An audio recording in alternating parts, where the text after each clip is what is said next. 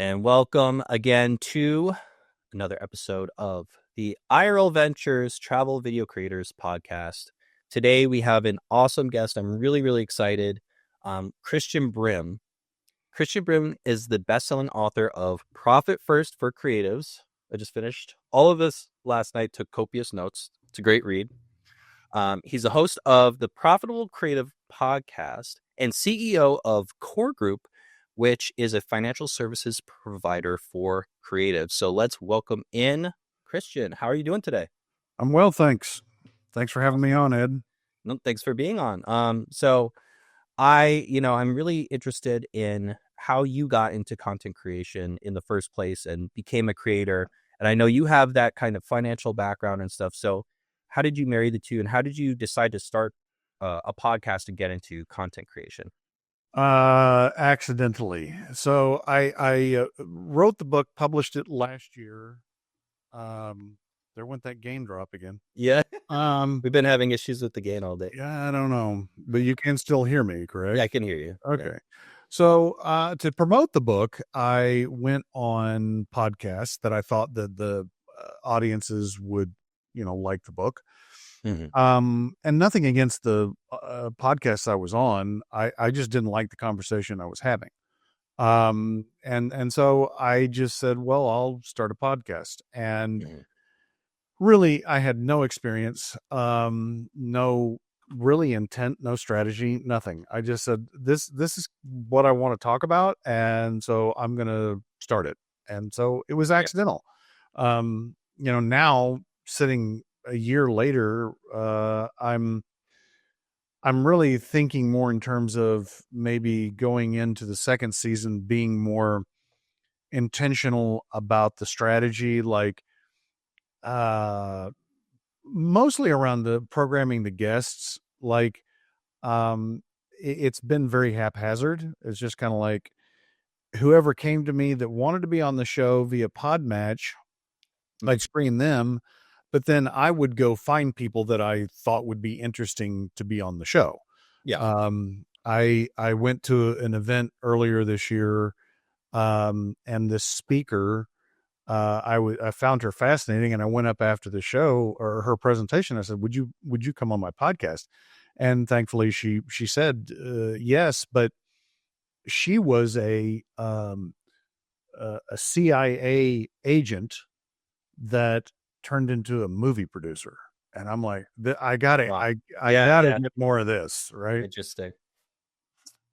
So really, it was just about what I found interesting. It was. And did you have any other content creation that you were involved in before the podcast, or? No, I mean, unless you want to count, blog posts. I have been a fairly prolific writer, not real consistent. Mm-hmm. But I've had a lot of opinions and a lot of thoughts along the way, and have put that out there. I don't know that all of it's made the migrations of my website redesign. So some of it may just be lost to antiquity. I don't know. Right.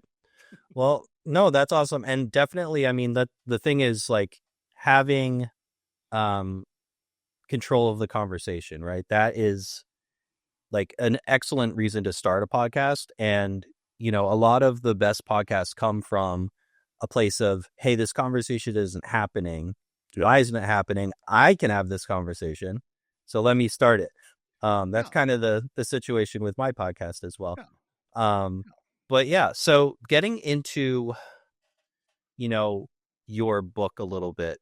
So for those who, and also let me rewind a little bit. So you mentioned Podmatch. So for those uninitiated, Podmatch is basically this matching program dating for service. Yeah. Dating service for podcasters. So, there's hosts and there's guests, and it's an awesome resource for sure. It's definitely an easy way to find people for your podcast, but you just have to be sure that they fit.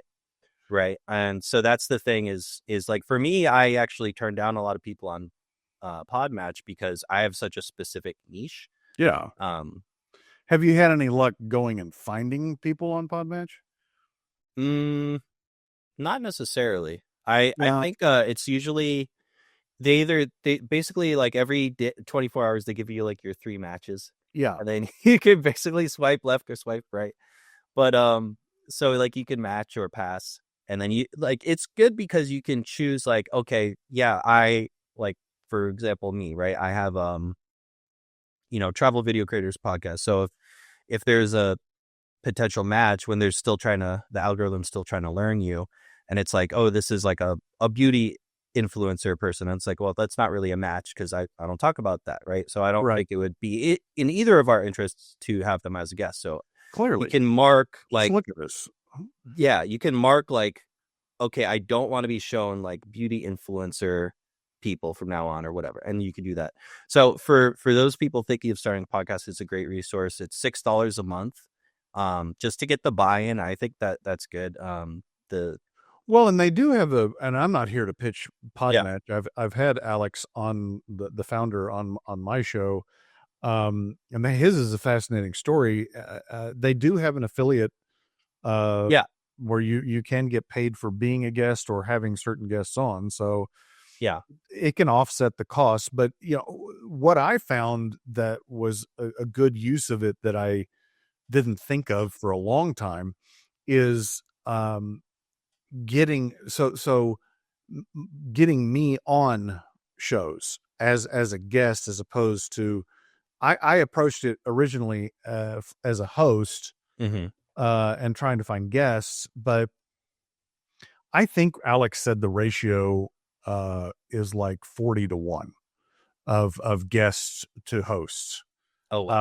Just out there in the universe. I don't know about his about Podmatch itself, but like there are a ton of people Yeah, trying that to makes get on sense. shows, Yeah, right? that makes sense. Yeah, Um, and I think being a podcaster, being a host, gives you instant credibility with another host and getting on their show. yeah, Um, because if it's just another person pitching themselves, um, you don't have a lot of credibility. right. And the thing that's interesting is like you're talking about you could get paid, and yeah, it's like if you are a host, you get paid, I think, more than $6 for every guest you have on. So if you have even just one guest a month, um you'll do a little above breaking even. So it's kind of this system where you get like a commission, and Pod Match gets part of it, from the guests, and the guests kind of pay more of a fee. So that's, great resource, if you are a new podcaster or thinking of getting into it, kind Agreed. of jump start things. But anyway, tangent aside, so now I want to get into, so you wrote, Profit First for Creatives. So for those uninitiated, what is the core message of your book, and what in essence would readers take away from it? Especially for like this audience of travel video creators, IRL streamers. Yeah. So I wrote the book, honestly, as a way to get credibility in the market. We had been Profit First professionals for 10 years. The original book, this is a derivative book. Profit First was written by Mike McCallowitz 11 years ago. And he is licensed people to write them for certain industries. Mhm. Um, and when I that was my commercial intent. Like I want to do this so people know, oh, okay, he's a published author and he knows his shit. Well, eh, in writing the book and interviewing clients and retelling my story, um, it was a very cathartic experience, and it was a growing and learning experience about how I had approached finances in my business for 25 years. And the reality is that creatives, which I would put myself in that bucket, um, don't they don't pay enough attention to numbers and money. Yeah, I think some of it is, I yeah. agree. I mean, I think some of it is the way our brains are wired. Um, Now you may say, well, Christian, you're a CPA, your brain isn't wired like, the typical creative. True. Um, but it's interesting how like the other element of it is like you just tend to be optimistic as a creative, and like things are going to work out. You'll figure it out like that, you know, and that's not the way you want to approach your finances. I can tell you from experience. Yeah. Um, you know, uh, you have to be intentional about your money, and that's what this book allows you to do is change that mindset about your money, be intentional about your money, and then it gives you an uber simple process to manage your cash flow. Mhm. It doesn't make you an accountant. It does not make you profitable. I mean, there are ways in the book that we talk about how increasing your profit and what your expectations should be about that, but it's a tool, and Right. it's a simple tool, and it works every time it's tried. Right. And so basically, there's a book called Profit First. You're Correct. writing a specific, like you said, derivative of the book that's specifically for creative minded professionals, people that Right. are in creative industries. And what Profit First is, because I read the book, it's like a system. Yeah. So you have to, if you follow the system, it will work if you implement it 100%. Yes. And it's, it's very specific, and it's very, technical in how you do things. So yeah, I could see how that would work if you really, really follow it.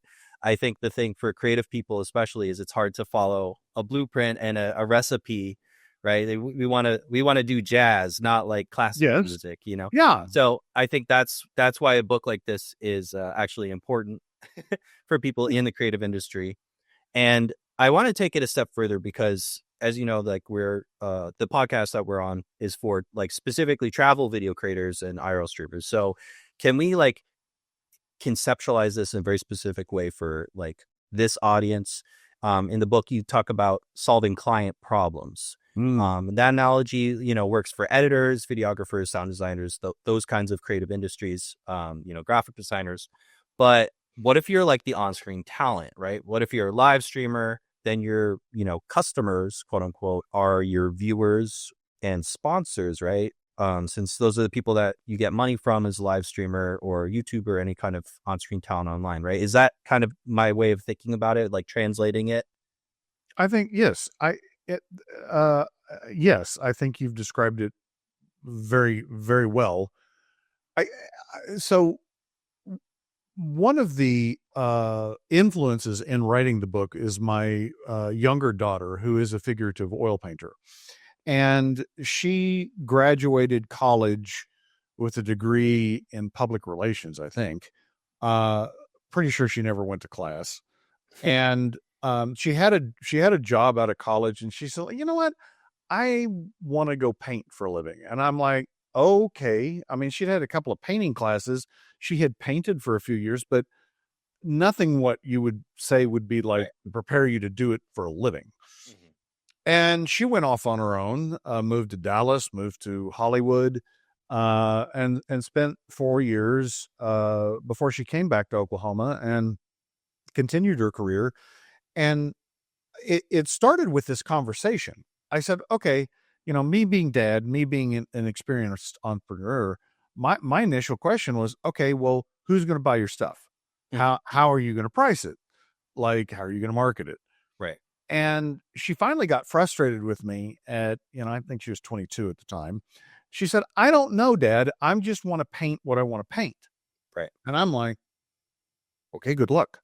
Um, and as a talent, like if you're strictly a talent, be that an actor or painter or singer or whatever, um, you're uh, you are limited in some ways in how you can solve problems and make money.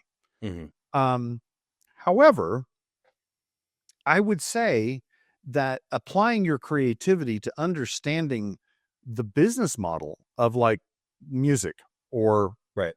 Hollywood, like understanding how money is made in the process and where you can put yourself expands you beyond to just being a talent. And that's where you see like experienced actors and actresses they've made money, well, then they become executive producers, or then they become directors, and they're controlling more of the process, Right. and therefore making potentially more money. Mhm. Um, but if you view yourself just as the talent, is like, I just want to do what I want to do, and I don't care. Well, understand that you may or may not make money. I mean, that's Right. just reality. So like let's say that you're a live streamer, right? And so when you start making money from donations, from subscriptions, etc., and you have a lot of viewership, right? So like let's say you have hundreds of viewers per stream, which is awesome. You're making maybe enough money to kind of live off of. So then you would probably put on your business hat and say, okay, well, how can I make more money from this while providing that value? You talk about the value proposition, right? Mhm. In your book. So that value proposition, let me know if this is kind of right. So um because like we're saying, on-screen talent, like a live streamer or YouTuber, etc., um they're providing the certain type of entertainment or knowledge, right, to you, the viewer. So then you could start thinking, okay, should I price my Patreon at a certain amount of price? Like you can use bits to cheer on Twitch. You could be like, okay, let me increase the price of that so people can, highlight their message, whatever. And then also you could create products like, you wrote a book, right? There's Correct. digital products, physical products. You could do courses or whatever, that your viewers could buy. You can make merch, but it has to make sense for your particular audience, right? So if like I'm going around the world traveling and making videos about that, if I came out with like how to do drop shipping course, that wouldn't make any sense, right? Right. It's like, what do you know about drop Correct. shipping? Which I know nothing. Um, and also, like, I guess you could also think of it because other your other customers are seeing the value of your influence, and those other customers are sponsors or other businesses, right? So you can think Yeah. of it as like, what's my value proposition of what do I charge for an ad read on a video or accepting sponsorship from a certain company? But basically, like, is that kind of the right way to translate that customer mindset and the value proposition for like this very specific, if people are having the goal of making money as a on-screen or, like podcast, live streamer, video creator, profession. Right. Well, yes. To answer your question, so Okay. let me give you my perspective. I am 55. I've seen a lot of technology change, but I think the fundamentals don't change. So back when you had on-screen talent, that AKA, TV personalities or actors or actresses, it's like Johnny Carson. Mhm. Okay. He became wealthy because a lot of people watched his show. Why did a lot of people watch his show? Well, it was the only thing on at the time. I mean, right? Yeah. And it was after Like the food news. channels and Right. And it was the only thing after the news to watch. However, um, he was not the only one in the space. The reason why he was popular was because he was funny. He had good guests. Mhm. He produced good content, right? Right. But that model has shifted because yeah, you might be a Theo Vaughn and you do great content and you gain a following, but it's never going to go back to that where there's somebody that just owns a space. Yeah. The technology has fragmented it, um, where you can be uber specific. There's a book called The Long Tail, and it was written right after 2000, something like 2005, somewhere in there. So it's about a 20-year-old book, but it talked about how the internet, and it was talking about the internet in general, but the Mhm. principle still applies of how the popular things are still popular, and you're still going to have the Taylor Swifts Yeah. of the world. But what it did, and their example was music, is it was this tail that went on forever, where you would have increasingly more specific people listening to a certain Yeah. artists that was, you're never going to have more than 100 fans, but they were truly devoted. They were not, they were going to listen to your stuff. Right. And that's where I say applying the value proposition to knowing your listener, your watcher, your customer, if you will. What's going on with them? Why are they following you? So I don't know this, but I'm assuming that people that watch travel uh, uh, streams are, maybe contemplating travel. I mean, that would be a segment that I would think that they like to travel and they're thinking about traveling, and so they're seeing where other people are going and what they're Yeah. doing, like, and so uh, then you have a framework to look at, like, okay, not only just the content that you can provide around what they're looking for, Right. but then how can you make money off of it? Is it highlighting uh, the the service providers, like the hotels, the restaurants, in these places? Is there some way to monetize that? Is there?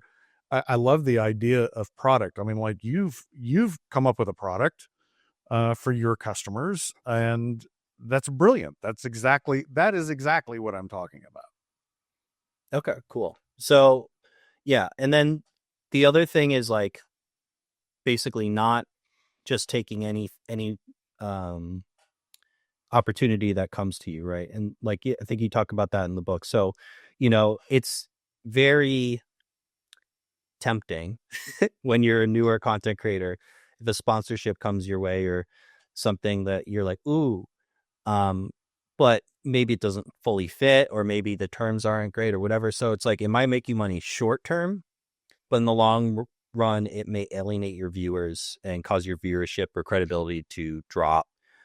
So therefore, it, like, affects future sales from your merch or, your Patreon subscription, etc.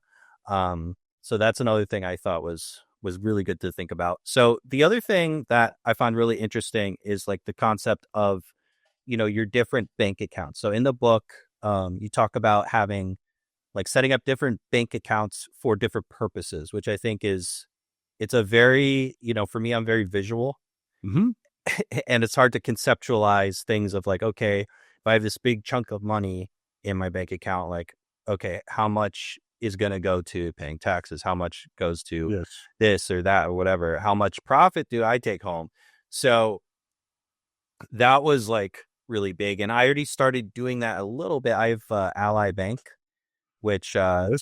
they have a high yield savings account. And then they have this concept of buckets, right? So it's like Yes. you have your emergency fund, your medical fund, your, going out on Saturday fund, your, travel fund, whatever, car payment, different things that you can like do. So I was wondering, like, because it is kind of a lot to do, you talk about different things of starting an LLC and all these things like that are really good to protect yourself, right?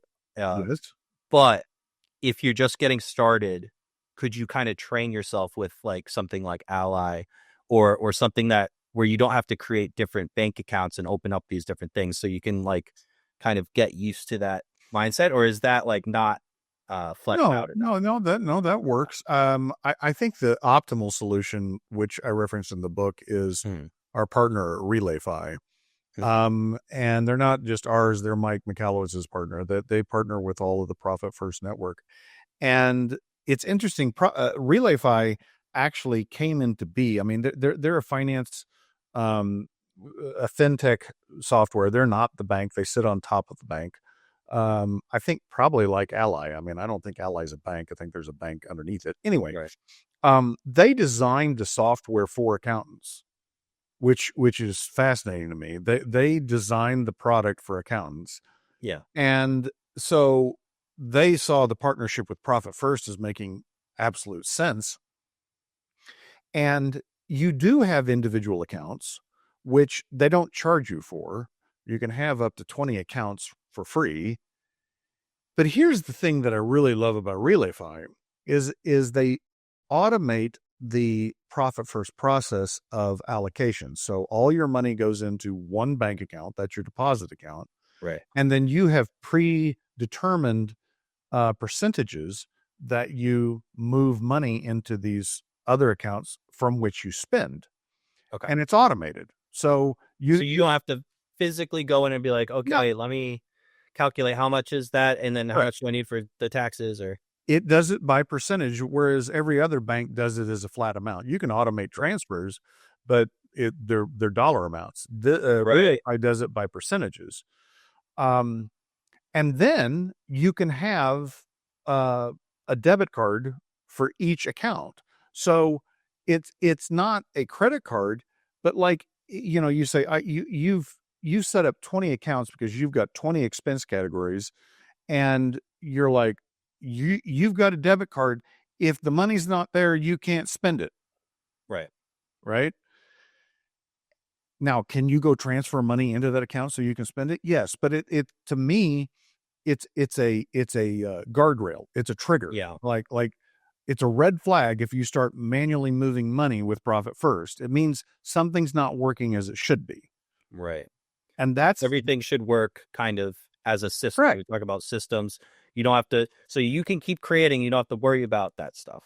Correct. And if you have to periodically, I recommend quarterly, look at the numbers, look at the way the amounts that you're allocating and change it accordingly. Right. But it allows you to go off for 13 weeks and do your thing without thinking about money. Yeah. Yeah. That's awesome. And I think, like, just in general, as I've grown in my content creation journey, which, you know, hasn't been much, but, there's some growth. So I realized also the importance of systems and automation and stuff like that. Like, I used to hate making like YouTube shorts or, TikToks, like the short form content. Cause you got to go into, like, I used to go into my editing software, Premiere Pro, and I used to look for, what do I think like is going to do well? And I used to have to change the aspect ratio of the video. And I used to have to like do all this stuff and be like, okay, how can I like fit that into like 30 seconds or whatever. Right. Now I use Opus Clips because it's just, you drop the file in there, it analyzes it with AI, and it figures out what it thinks will be the most viral of, you know, your content. So it takes the long form content, cuts it up into these little, sometimes there's like 50 shorts, right? Right. Depending on the video. And, it comes up with a title, comes up with a description based on like the content. And that saved me so much time. And it's enabled me to be able to like promote things better and easier. And it, just even things like, I'm using EVMux right now, which is a, basically like this kind of live streaming studio. So I used to do everything manually on OBS. I used to create my own like, overlays and all this stuff. And then I'd have to figure out, okay, like I need to get someone's Discord info, and then I have to invite them on Discord and blah, blah, blah, and all this stuff. And it's like, that doesn't work for everyone.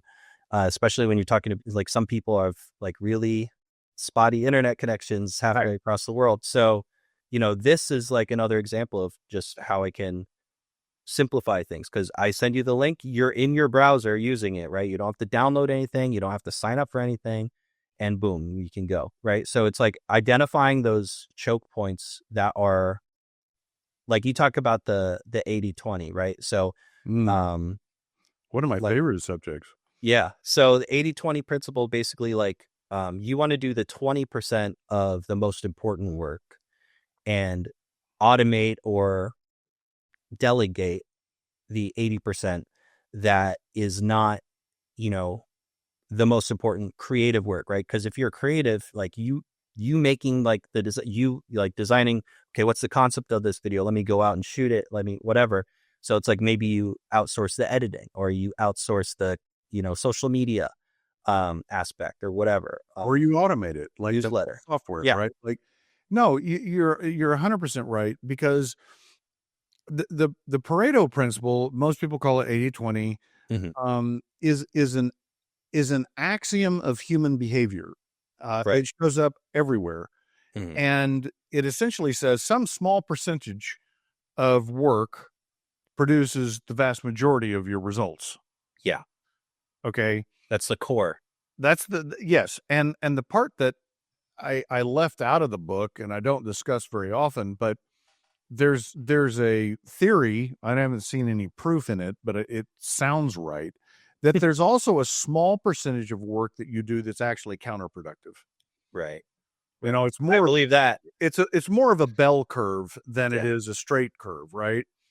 Um, but it's figuring out what it is that you do that produces the most value and focusing on that, delegating, automating, or eliminating the rest of it. The eliminating is like the shit you really shouldn't be doing. Like Yeah. it's almost counterproductive.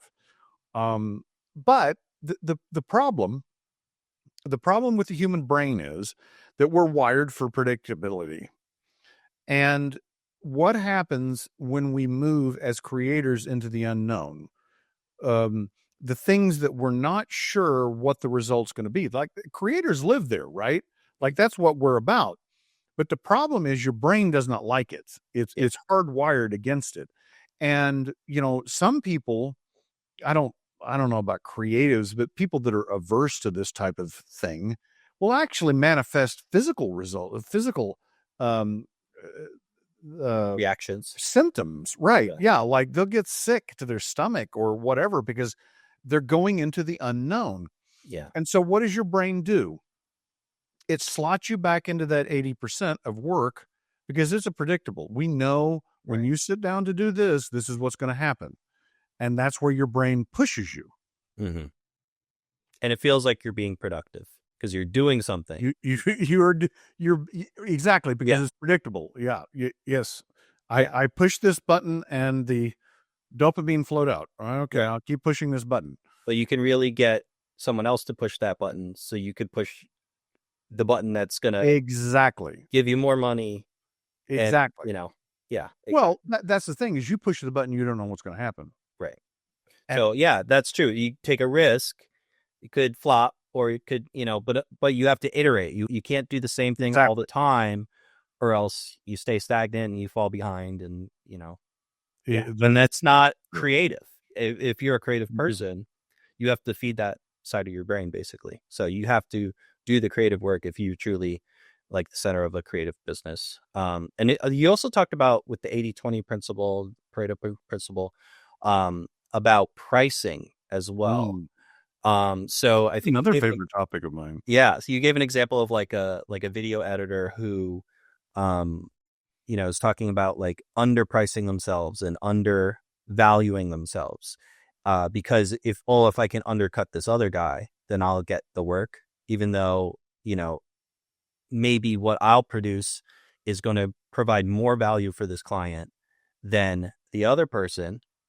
And so you have to make them see that. And, you talked about like kind of not selling yourself short. And the other thing is like 80% of people will pay that higher amount, but 20%, part of that 20% definitely won't. And the other 20% will pay even more.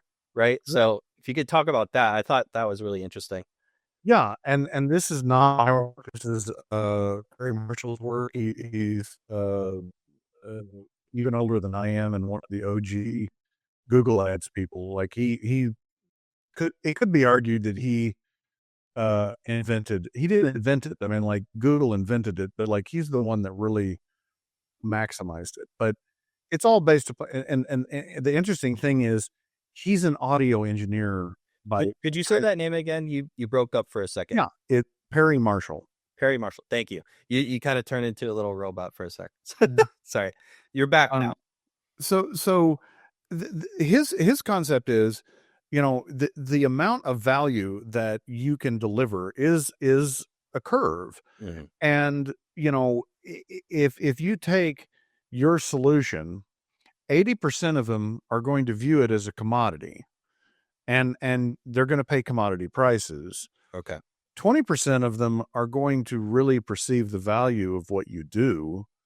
and will pay you significantly more than they're going to pay you conceptually as much as the other 80%. So why would you work hard and try and serve 80% when you can serve the 20% and make the same money? And then you take it, So free it's a, your time. exactly. Yeah. And it's a fractal. So it continues, that percentage continues, which means 20% of the 20% or 4% are going to pay you even more. And he calls that the espresso machine offering. And I honestly don't even remember what he's referencing in that, but it's just this idea that, you know, some of the people that pay you money now will pay you more if you can figure out how to capture that value. They Right. they will spend because they see the value and they want more. So another thing to like talked about, like you can provide more services. So for I think you gave like a video editor example or something like that where you know, okay, maybe um you know, I am or you're a videographer, right? Right. And so maybe you shoot the video Mm-hmm. and then you provide editing services to your client at an upcharge. But you don't edit the video, you outsource that to someone who's going to do it for cheaper that still does a good job. Then that way you free up your time to go out and shoot more, you know, weddings or whatever it is, right? So that's kind of the other thing that you're talking about too, is like thinking about where you can, you know, it's all about prioritizing what you can do to provide the most value and then what you can kind of offload onto others to assist you in that, right? And you can use other professionals, like, you know what I mean? Like if you know, like I said, like if you taking the video, you don't have to edit it, or you don't have to be the one to post it and, you know, strategize what's going to be the best search engine optimization and social media outreach or whatever, right? You can outsource those sorts of things. Yes. Yeah. At the end of the day, you have to consider yourself an entrepreneur Mm-hmm. first, Right. not a content creator, not a live streamer, not a video editor or a videographer. You have to approach it as an entrepreneur, and an Right. entrepreneur problems. It's what we do. Solve problems. That we solve problems. And the easiest place to start with that is the people that are already paying you, right? The people that already do business with you. What additional problems do they have? And are what you're doing currently really solving the problem completely, right? Mm-hmm. So videography is a great example of where the whole industry has been topsy-turvied because you've got cheaper equipment, Right. you've got uh, AI and technology driving the boat, and Mm-hmm. used to be that they did a lot of work, either directly with the business or with an agency, where they're like, okay, I need a video shoot. Okay, great. Here's my day rate. I'll show up. I'll do it. Right. The problem is that the rules have changed. Right. Okay. Yeah. But the problem hasn't changed. Right. Right. The business that is, it's the top of the hour. Uh, my bird clock. That's another story. Anyway, the underlying business problem didn't change. The business needed a video for something. Maybe Right. it was recruiting, maybe it was education of their team, maybe it was a hype video. I don't know, whatever it is. Mm-hmm. Um, but they needed that to solve some problem. Now, here's the kicker. A lot of times people don't understand why they think they want something, especially in the creatives. Like you get these businesses that show up. It's like, well, I need video. Well, why do you need video? Right. Well, my competitor has video. Right. Okay, right. Right. And so part of the value you may bring as a creative is actually giving them clarity around what problem they're trying to solve. Mm. And Yeah. that once you do that, you open all kinds of value doors. Right. Whether you can do it or not, it doesn't matter. You can partner with others, you can hire others, like it doesn't matter. Once you understand where the value chain is, where the money changes hands, um, yeah, going back to the like your industry, like where does the money change hands? Well, it changes hands in the travel, in the lodging, in the food, in the Right. experiences they go to, the museums, whatever, whatever. Um, The and spaces you buy, the whatever. exactly the gear you buy in preparation, like all of that. So once you understand where the money changes hands, you can start looking at the problems that exist. Yeah. So yeah, that's really great. And the other thing too is, especially as a smaller creator, the thing that, like, for me, I'm a smaller creator, thinking of how I can reach out to sponsors, to, whatever, even just like I've done a lot of things, and, reaching out to different companies like, hey, could I get a free travel backpack so I could review it? And because I'm a travel video creator, blah, blah, blah.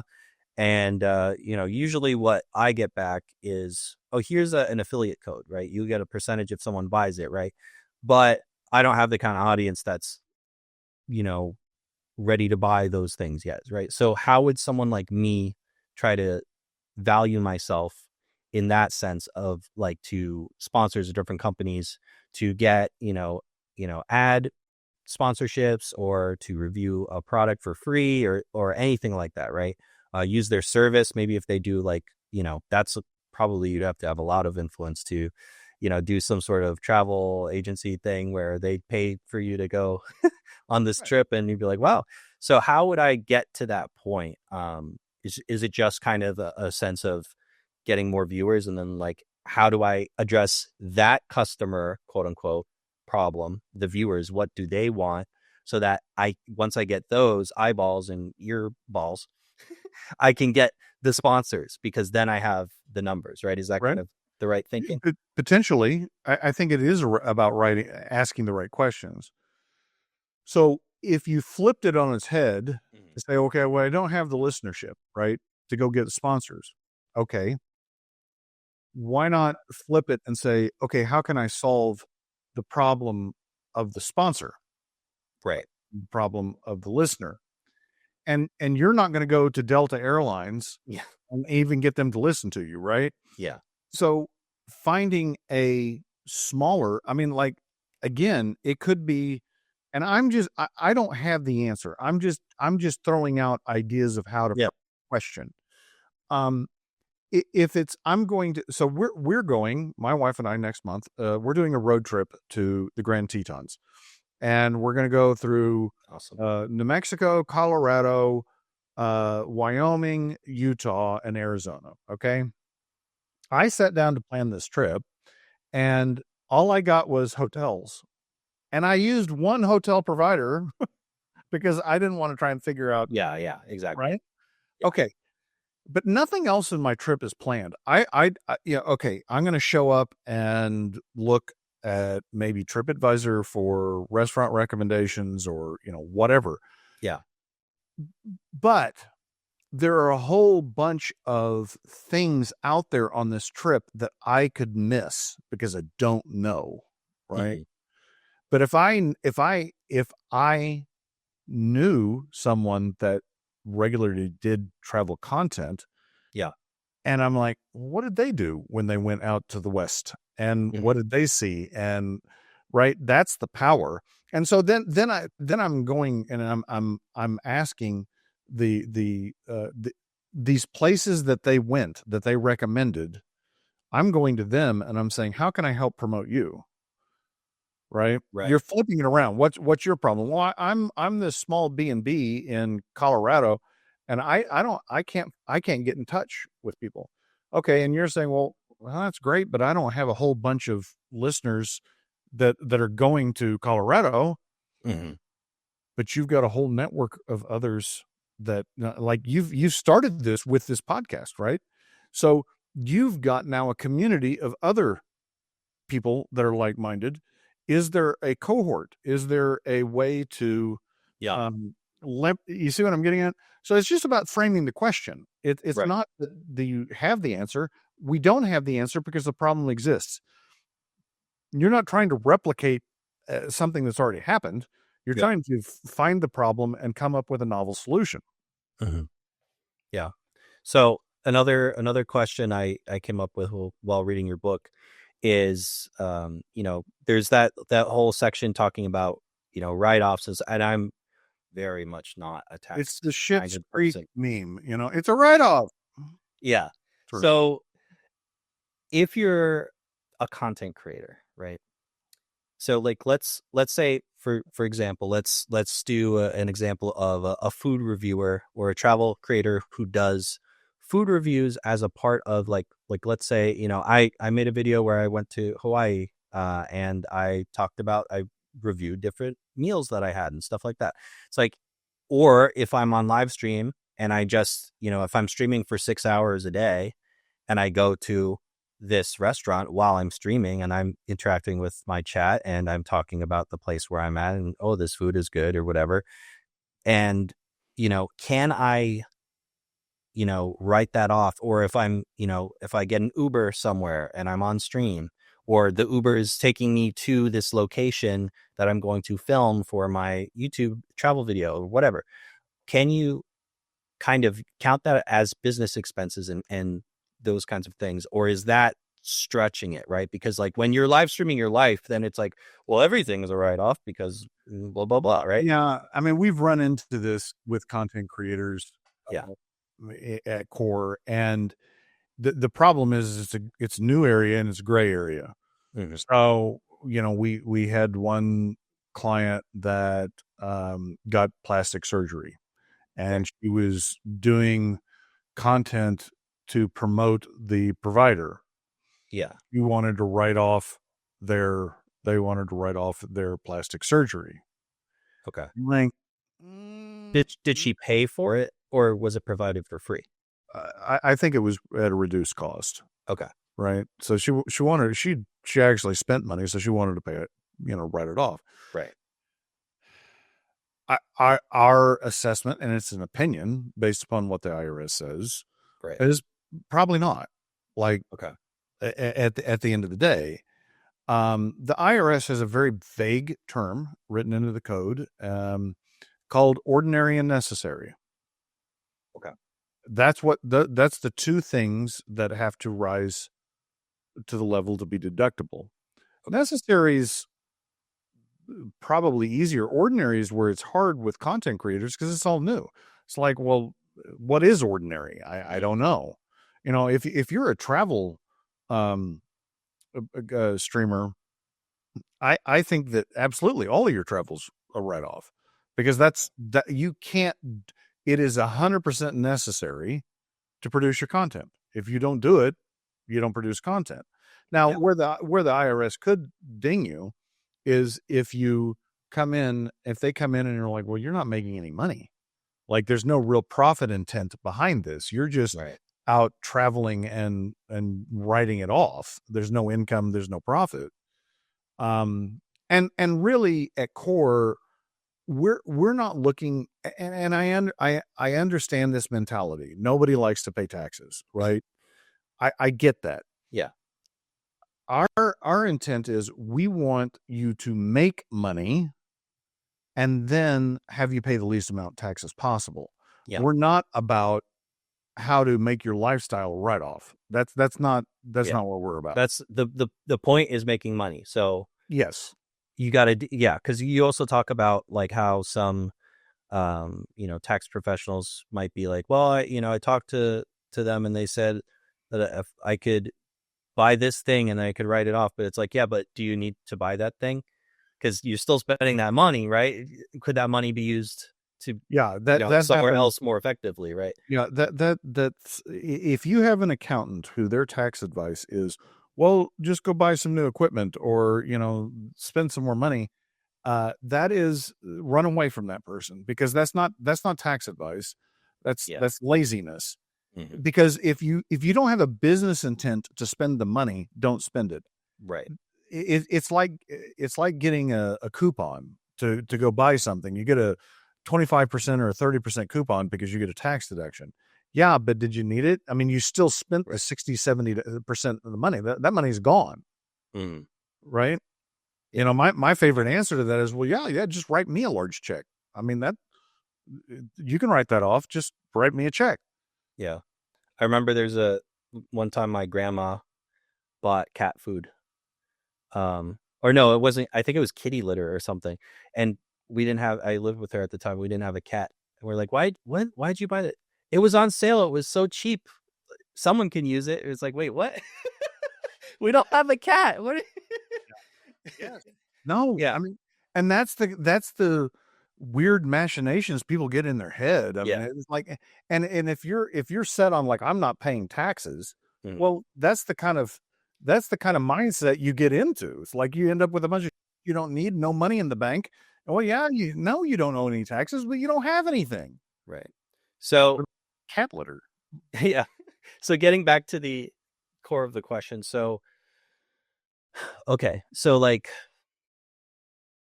if you're, a travel video creator, like maybe you can, if you're taking a flight somewhere and you're going to make videos at that location, maybe you can write off that flight Absolutely. cost. If If that's you're your business, if your right, business is content creation, then the money you spend in doing that content creation is absolutely deductible. It's ordinary and it's necessary. right, Where the influencer that we had crossed the line was, did she need to get plastic surgery for the business? I right, I have a hard time justifying that. Like, because that's not, if that was all the content she did and that she went around and she just evaluated cosmetic surgeons and, you know, yeah. okay, that may If that's the core of her content, exactly. right? That's exactly right. So if I went on a trip and I bought a toothbrush because I needed a toothbrush, but it's like, well, I need to have good oral hygiene to be on camera. It's like, well, that's not what your content's not about brushing your teeth, right? So Exactly. like that's the kind You were going to but brush your teeth anyway. right. So if I bought new Oh, shoes cuz I yeah, if I bought new shoes cuz I was like, oh, my shoes are broken now and I need to walk around like that, could that be something that might be clothing is one of those things that, yeah. okay, so let me back up 30,000 feet. Okay. Um, the Cuz this I it just, I could think of a million examples Right. from this The that IRS yeah. is a legal firm. They work on laws, right? That Congress passes, and then they write a bunch of regulations around it. The reality is that the law or the regulations don't cover all the examples, right? Right. So most of what we do in business and we do as tax professionals is opinion. It's like, here's the black, here's the white, and here's the 90% that's in the gray area. And we're going to give you an opinion, but it's your decision as the business owner whether you want to do it, Yeah. right? Yeah. Clothing, unfortunately, is one of those bright lines that the IRS has a specific regulation on, and they have litigated it in court, and it's upheld. So you're going to lose the battle if you get audited on clothing, if it's something that you would uh, be able to wear other places. And so, like, content creators specifically, like influencers, it's like, I'm buying this dress so I can go to the red carpet opening, and no, it doesn't matter. You can wear that somewhere else. It's not logoed. It's not safety equipment. Right. It's not deductible. Now, Okay. if you Got if it. you if you're buying safety equipment because you're going on hikes, yes, that's deductible. Okay. It seems like your connection is low again. But just to summarize, if that was a little too robotic for people, so yeah, so clothing is general clothing if you're going to wear it If you can anywhere. wear it somewhere, if you can wear it somewhere else, Right. it's not a uniform, right? Right. Like, then you can't deduct it. Right. And it's like if you do climbing content like mountain climbing and you need mountain climbing shoes because they're wore out and that is the core of your content, that I would might say be that's deductible. right. But if it's just sneakers and you're a mountain climber and it's like the sneakers don't have anything to do with yeah. So the other question I had is, do you have to be like a legal entity of a business, like have an LLC in order to do this? Do you have to create a business basically, or can you be your own business just by saying, yeah, I'm making money from content creation now and I didn't set up anything? Or like you just think, well, you need to set up some sort of entity to protect yourself regardless. No, I think you should do it for the legal protection. You do not need it for taxes. Okay. Um, So you can write off business expenses even if you don't have a quote unquote business like absolutely. entity. Okay. Interesting. Ed Ventures does not need anything to write off business expenses. Does not need, you individually can be the business. Okay. Cool. Okay. Interesting. Yeah, I was always wondering about that. So this is you're a perfect guest to, answer these kinds of questions because I'm sure there's a lot of people in the same boat. Well, and there's a lot of people, we get a lot of people that say, well, I need an LLC. Well, why do you need an LLC? Well, I don't know. Ed told me I needed one because he's got one. And it's like, Yeah. well, no, I mean, here's the reason why you would want one, but you don't have to have one. Yeah. So look into it for yourself, see what makes sense for yourself. Research Yeah, like different types of. California is like an $800 annual fee. And I'm like, well, Oh, really? yeah, with the state of California. I'm like, well, Wow. I mean, That's why everyone does it in Delaware, right? no, Delaware is expensive too. Oh, really? Delaware, the reason why corporations are formed in Delaware is because they have laws that are favorable to the corporations when it comes to shareholders. So it's For like more like companies. public entities. Right. Right. Exactly. Got it. Yeah. Because I know like a lot of big businesses are headquartered in Delaware, even though they do all their business in like California. Right. They might be headquartered in Dallas, but they're a Delaware corporation. Yeah. Right. They're incorporated in Delaware. Correct. So then the other thing you talk about in the book is home office tax deduction. So Ooh, yes. like this is going to be relevant. Like I'm in my home office right now, right? I'm creating content in my domicile, in the place where I live. That's a big word there.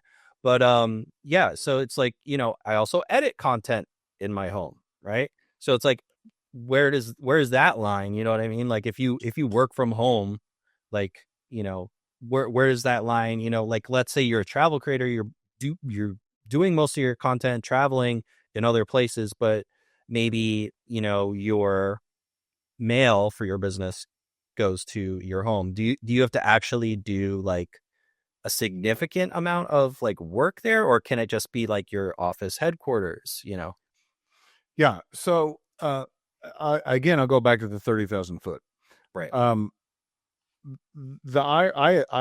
been doing this for 28 years. I have never seen the IRS question or disallow a home office deduction expense. It's one of those things that there's this perception by the public that it's dangerous. 20 years ago, if you took a home office deduction, you had a higher chance of being audited for sure. Mm-hmm. That's not the case anymore. Right. Especially after COVID. Well, yeah. And the whole economy shifted. I mean, it's not, it was the business executive that worked at a Fortune 500 company that was claiming a home office deduction that was causing, and what you see is the IRS runs around and changes their audit priorities based upon the politics and the, what's going on in the world. And so, where there's a hot spot that gets a lot of attention is because somebody else, the IRS didn't come up with that. And it's not necessarily because it's going to generate more tax revenue. It's because people think that people are cheating on this. Recently it was, aviation expenses, private aircraft, that was a hot spot for a couple of years where the IRS is, if you had aviation expense on your corporation return, they're going to, and I'm not talking about commercial. I'm like private jets. owned. Yeah, exactly. Yeah. You got it. Exactly. All right. So to answer your question on the home office, um, the technical rule is continuous and exclusive. Continuous means that it's not something you did once in a year. Like Right. I used it once. I filmed from my house one time. Exactly. Yeah. Um, Exclusive means that that's all that space is dedicated to. Again, I've never seen it disallowed. So, like, Right. if you have an office in your home that you use for work and you also write your grocery list in there Yeah. and do your personal budget, it's not an issue, right? Okay. Got it. So So that's an easy one for most people. It's cut and 100%, dry. Cool. Okay, that's good to 100%. know. So, switching gears a little bit. There was a quote, I think it was early on in the book. It was the first thing I highlighted, and then I started highlighting You can, highlighting all over the book. But basically the gist is, follow your passion, follow your suffering, right? Because the root of the word passion is actually to suffer. So it's, what do you care so much about that you're willing, if necessary, to suffer to see it achieved? So I thought that was profound and a different way of thinking about a passion, right? So it's like, it's something that, like, would you do it if it didn't make you money, right? Like, and then how can you make it make you money? So kind of like you're saying, yeah, like your daughter, right? With yes, the art. yes, yes. I, uh, I actually got that explained to me. I had that explained to me by Todd Henry, author of The Accidental Creative, The Brave Habit. He's written a lot of books. And when I interviewed him for my podcast, he was talking about the Greek origins of the word passion, Right. and it literally does mean suffering. I think there's a lot of people that are contemplating being in business. Mm-hmm. That maybe I'd have a side hustle, which is fine. I'm not saying that, but like if you're going to rely on it to feed yourself, feed your family, feed employees, feed others, Yeah. whatever, like you're going to run into some things that are going to suck. Yep. And you have to be willing to go through that. And if you're not, don't sign up for it. Cause it'll screw you up. Right. I mean, like, don't put yourself in that situation. Right. So the other thing too is you talked about the concept of builders versus artists. And I think that flows perfectly into that. So you're talking about side hustle and all this sort of things, right? So basically the concept of builders are people that see an opportunity in the market and a way to make money. They're not concerned with what the business is, just that there's an opportunity to make money, right? So their passion is making money, right? And figuring it, how do I make money? How do I make this work? And boom, I'm a businessman, right? Or a business person. So on the other end of the spectrum, you got artists, right? Who they follow their passion and build a business around it, right? So they see the same opportunities that builders see, but they're not interested in the opportunities that are not aligned with their passion.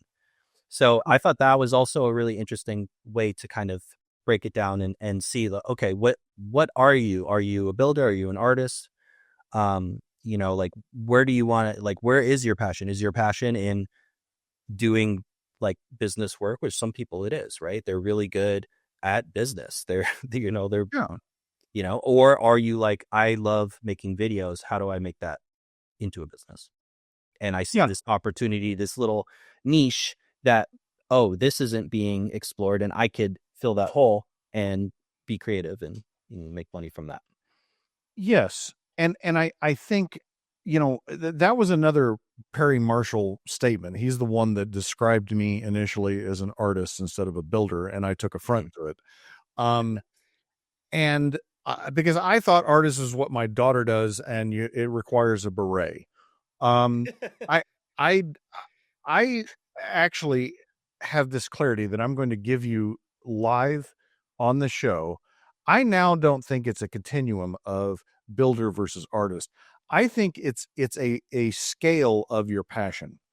And so we all have things that we're passionate about. There are things that resonate with us that we think that there is a higher purpose to it, if you will. Um, but there's different levels, right?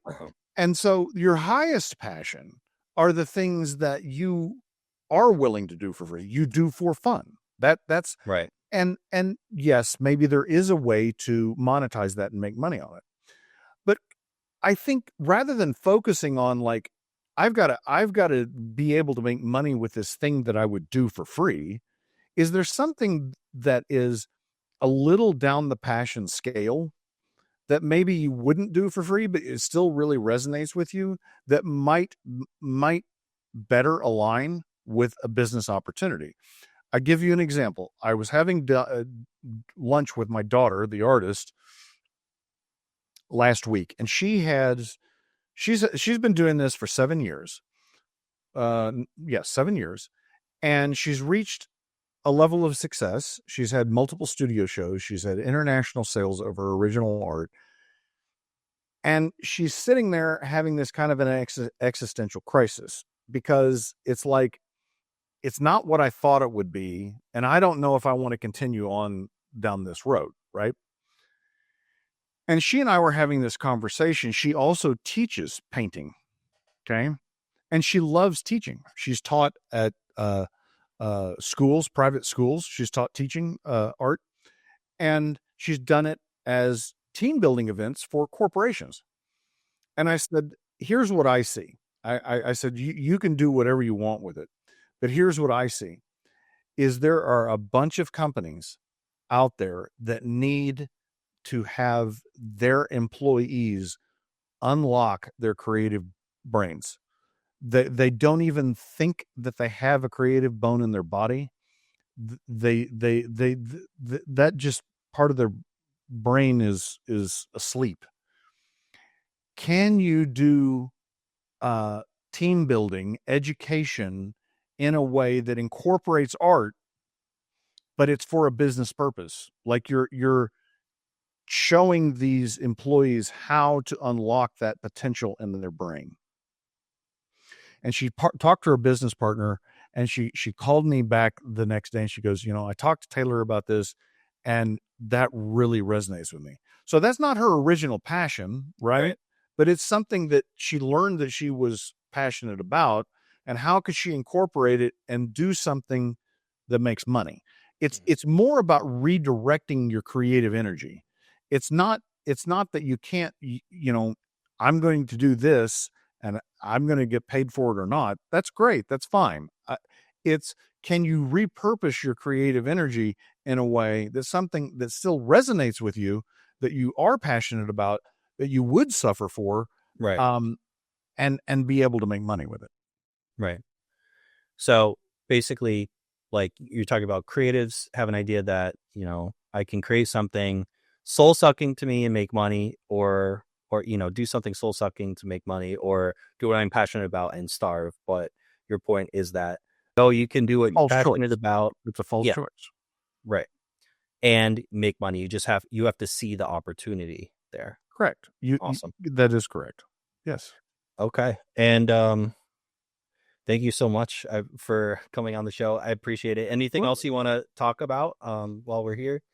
No, other than we talked about, there will be a description link that allows listeners to download my book in its entirety in PDF format for free. Just want your name and your email. Wow. Other than that, no. Yeah. Well, no, honestly, thank you so much. We appreciate that. So there's going to be a special download link for Profit for Creatives ebook for free for our audience, for our listeners and watchers. It'll be in the description. So check the description and it will be linked there. Very gracious of Christian to do that. And I appreciate it. This book, it had a lot of value for me. I read it, finished it last night, made a lot of notes, and especially after talking to you, some great insights.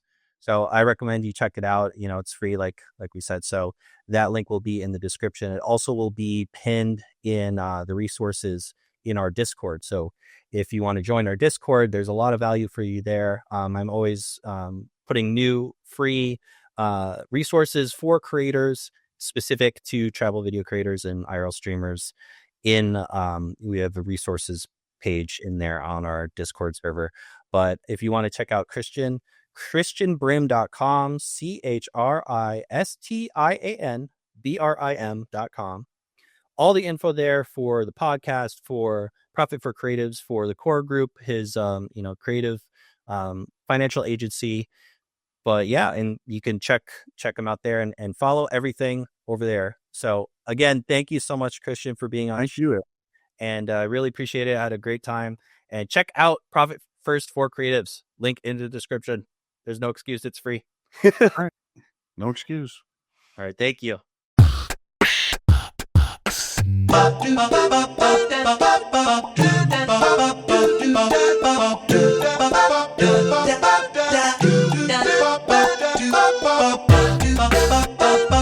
Da